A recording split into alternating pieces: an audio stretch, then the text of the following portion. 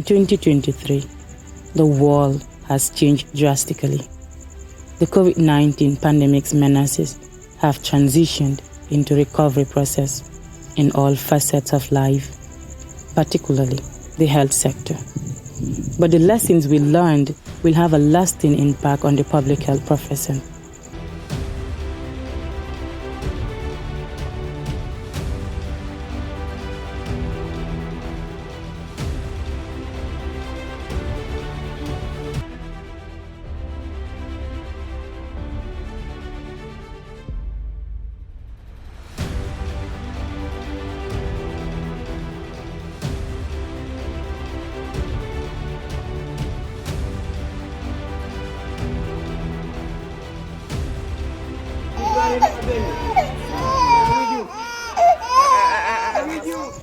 In the case of a public health event, here are some specific interventions undertaken by our practitioners to address diseases of public health concern, from routine surveillance, outbreak investigation and response, risk assessment, health promotion and education, policy development, research and evaluation.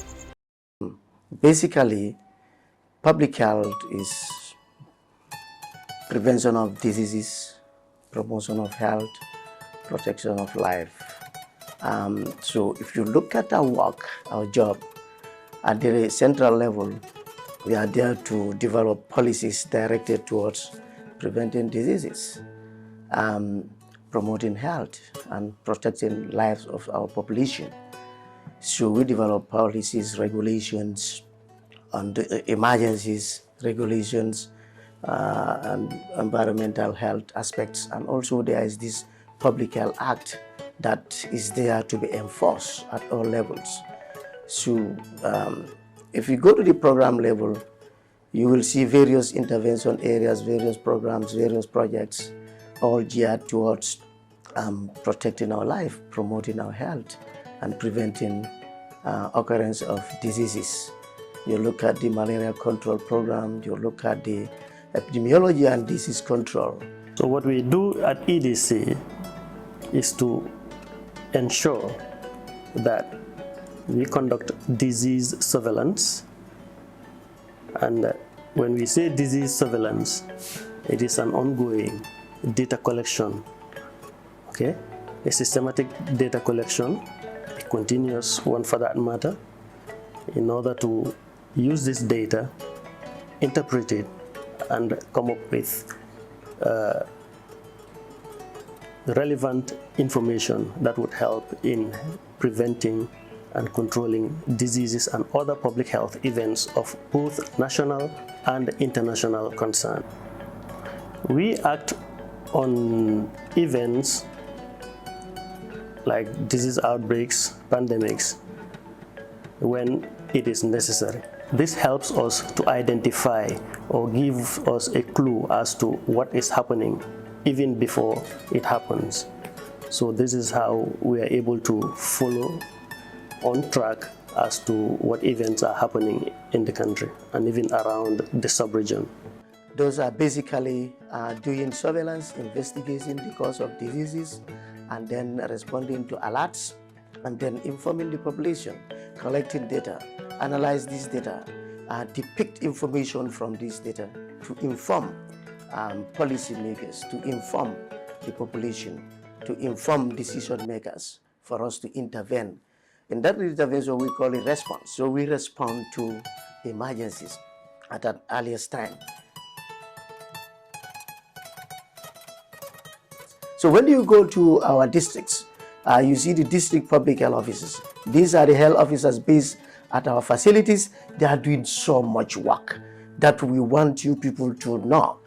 They are the ones doing the immunization services at clinics, at outreach clinics. They go out to your communities to meet you and then deliver the services as needed. Now in immunization, what we first do is we offer a pre-clinic health talk where we help educate the mothers about the vaccines that we are offering them. Then from there we do weighing, which the CHNs take up that responsibility. And after weighing, we do screening of the infant welfare cards. So when we screen the infant welfare cards and schedule the dates that the mothers need to have their vaccinations, from there we tally them on the mild child forms. After tallying them on the mild child forms, then we start giving them the injections. We start vaccinating the kids. They go out for environmental inspections. They come to your house, to your homes, and inspect to see if there is any nuisance that may be affecting you and also your neighbor. So they will talk to you, serve you abatement notices for you to abate. That is, you remove that nuisance for the protection of our health, basically. We are on the default of tracing together with surveillance, and we are looking at diseases, reportable diseases like AFP, that is for polio. We have measles, meningitis, and the list goes on. And we are looking at children's infant welfare cards to know who have been absent for clinic. Health officers are there to register your births. That is, registration of births and dates. Not long ago, you have been seeing health officers in all our communities giving you a new birth registration as certificate. This is being digitalized. Instead of using the old birth certificates, we are going in for the new ones. When you come to claim for any other thing, they just click, within click of the button, they get your information and data and produce it for you. A motivated public health workforce is vital for pandemic preparedness and response. Their dedication, expertise, and collaborative efforts contribute to early detection, effective communication, community engagement. Within Farato Health Center, the catchment area, we have about 35 schools. Most of the activity that we do, that we like most, is health promotions, like I said. And this activity, we do it frequently at the schools. The reasons being doing it at the school is because we have most of the children at the schools, and some of those children, let me say most of them, spend almost 6 hours to school. And in spending those time at the schools, the environment in which they live need to be conducive for them so that they can have a better education and their health also should be secured. So during those interventions, we give health talks. In most of those health talks, we choose topics that are more relevant to the schools, or to the school children rather. Among those topics were cervical cancer, hand washings, and other basic health-related issues that we discuss. And after those ones, we give reports, we give recommendations, and within those times, the school is also being inspected. And in inspections, we go to their classes, look major issues, and then the issues that normally affect them in their classes, that affect their learning processes, we give recommendations.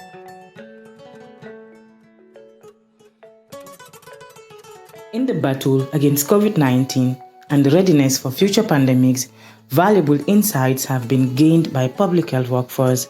These lessons have sparked creativity and innovation, guiding us towards better preparedness and response strategies.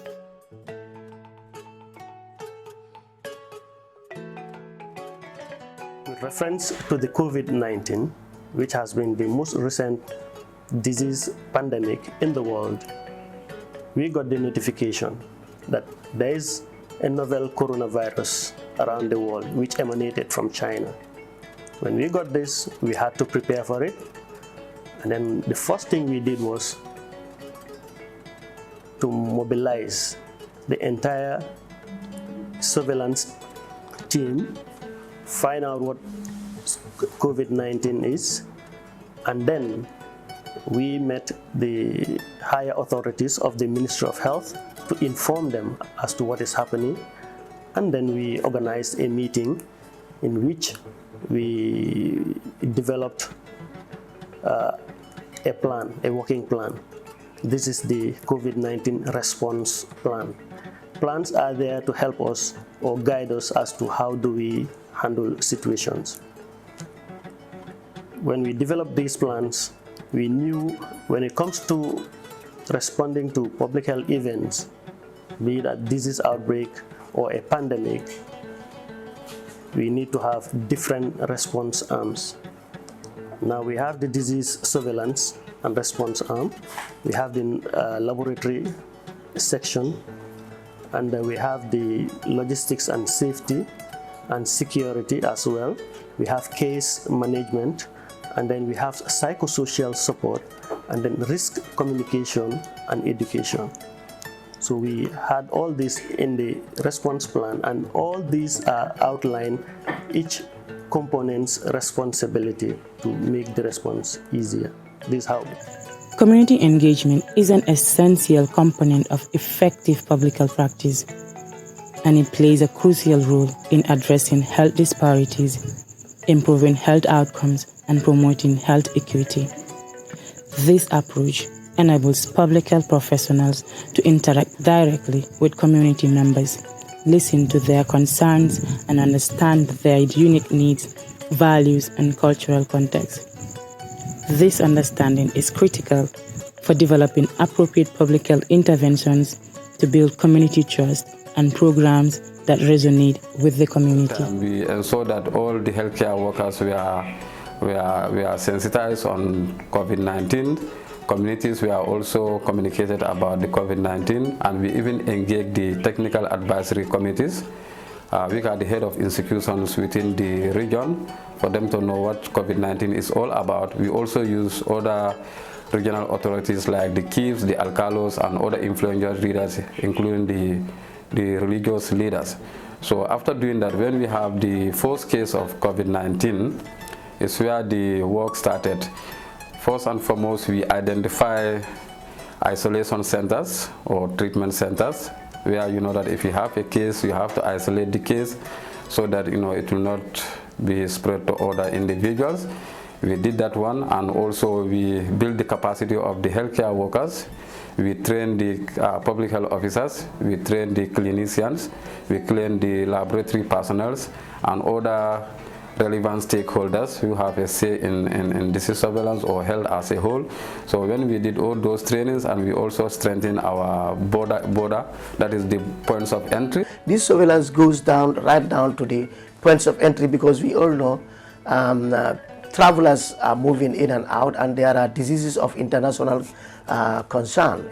So we have health officers at all designated points of entries in this country, screening travelers in and out of the country of diseases that are of international importance following International Health Regulation 2005.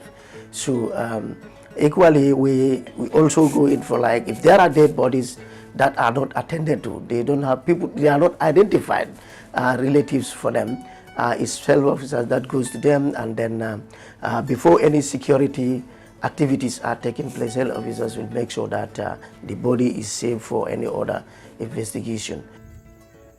By working together, they can help mitigate the impact of future pandemics and protect public health. As you may know, to be able to detect this virus, what we first did was to train our health staff, public health officers and nurses. We call them to the regional level, and we collaborate with the central level team, give them training to know or to detect, to know the signs and symptoms of the coronavirus, and then also to know how one can prevent yourself from contracting the disease. Then after giving them enough training, we send them back to their various facilities, and then they are on the watch out.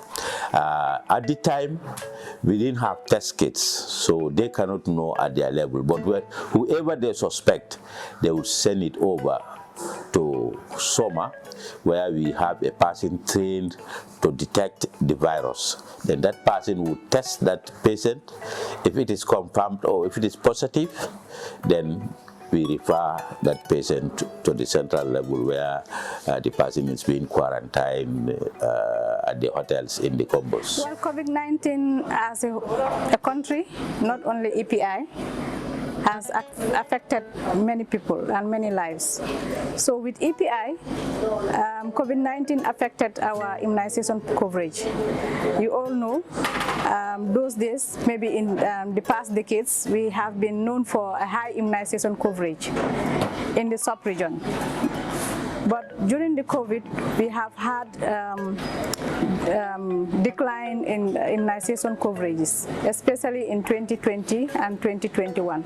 So this we attributed to the COVID pandemic due to parents and caregivers reluctant or having fear of visiting health facilities because they feel like they should not be infected with COVID. In this era of social media, there are so many misinformations flowing around our health. So health officers are going around to talk to you, to inform you, to give you the right information as to what is prevailing regarding your health. And some of them also had messages from the social media that COVID vaccines, are not safe. Some of them thought it was not safe to go to the health facility, and that had led to our decline in coverage. Because during the COVID, at the peak COVID, most of the immunization services were cut off, the non-essentials, but vaccinations have been going on. But even though we had few people who visited health facilities, and this led to reduction and drop out to some extent the number of people that we are used to vaccinating, and also led to some extent the outbreaks that we have seen. In 2020 and 2021, we registered some polio cases and environmental cases. We've not seen any human infected with polio, but we've seen environmental samples where we collected some samples from sewage and that were positive for polio. And that we had to go on for a countrywide, vaccination to boost immunity. Public health interventions play a critical role in safeguarding the well-being of populations, and their impact extends from the national to the international level. Let's explore the impact of public health interventions from a national perspective to the international context. First of all, we need to understand that COVID-19 is a public health emergency, and as such, the bulk of solutions to COVID spread and bring it to a halt lies primarily in public health interventions. Public health interventions can be classified as pharmacological interventions and non-pharmacological interventions. Prior to the advent of vaccines to vaccinate against COVID-19, we relied solely on non-pharmacological interventions, where there is nothing like introduction of chemical substances in the body. So interventions such as contact tracing, interventions such as hotel quarantine, and all those interventions such as awareness raising for people not to be coming close to each other, social distancing, wearing of masks, and hand hygiene. These were non-pharmacological interventions prior to vaccination, and they've had substantial impacts on reducing the duration of the various COVID-19 waves and also in interrupting the chain of transmission. They've had significant impact. And now when the vaccinations came, the vaccinations also worked wonders, because around the world it is estimated that over 15 million deaths were prevented as a result of that one pharmacological public health intervention. And when you look at it, all these were carried out by our already overstretched public health workforce. They're already overstretched by routine services, but they were still used to do all this, to do the vaccinations, to do the contact tracing in order to interrupt the chain of transmission, to do the hotel quarantine. They were the people monitoring those that were in hotel quarantine. I mean, I would say kudos to the public health workforce around. The COVID-19 pandemic has led to a dramatic loss of life and presents an unprecedented challenge to public health, food systems, and the world of work. The pandemic has brought numerous challenges and lessons from public health interventions. Despite these significant challenges, the public health workforce has learned a lot of lessons and are fully prepared to mitigate future public health events. Recovering from public health pandemic, academic perspective.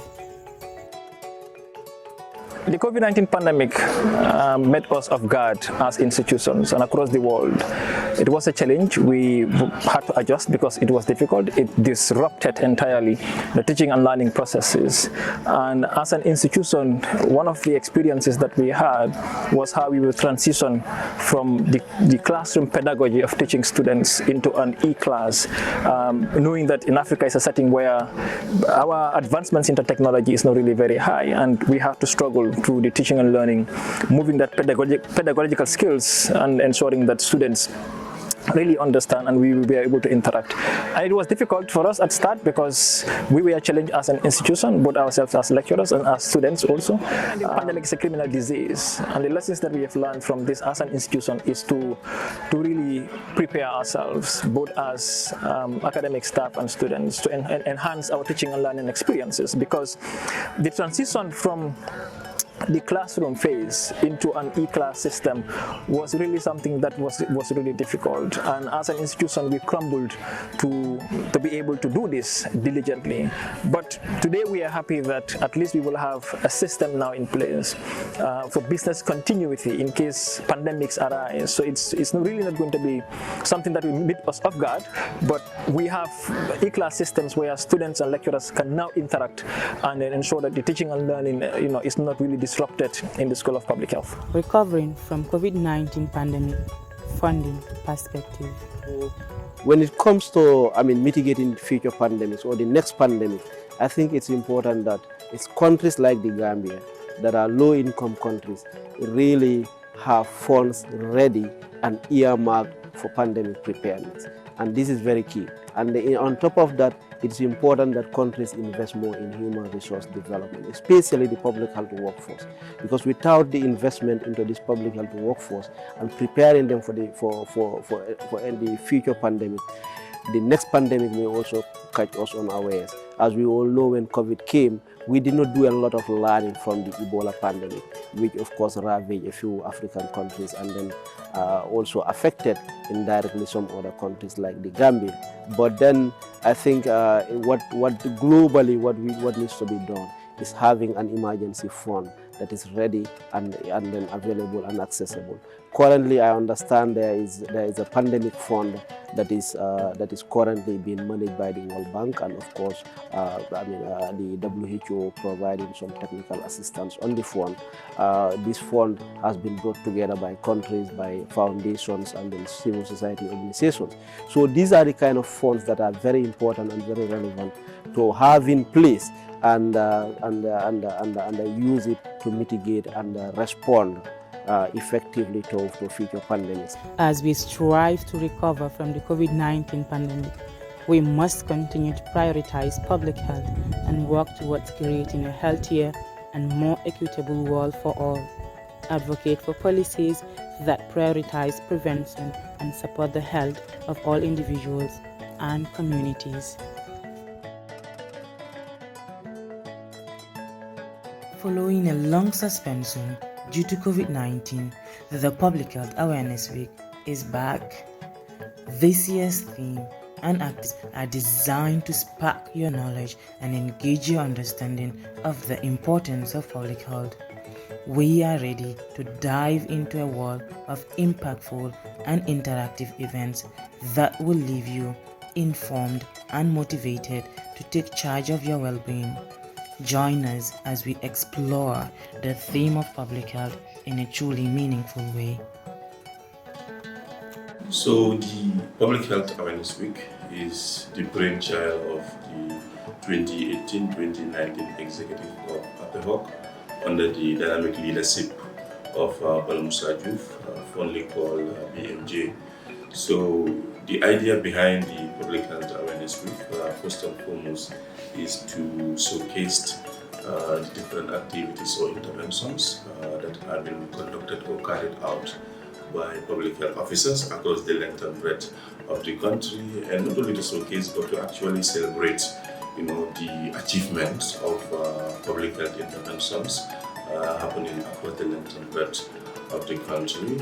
And also during the week, we go further to actually recognize the beautiful work that is being carried out by public health officers, not only within the Gambia, but outside, because we believe this will serve as a motivation for not only those who have been awarded for their brilliant performance, although we know every public health officer is of course performing brilliantly, but as a way of motivation, we will identify few people among the lot to be given certificates also as a way of recognizing the beautiful work that they are doing or that they are contributing towards the health of the populace. So another reason behind the Public Health Awareness Week is that it gives us that opportunity to come together as public health professionals, and discuss about key public health issues.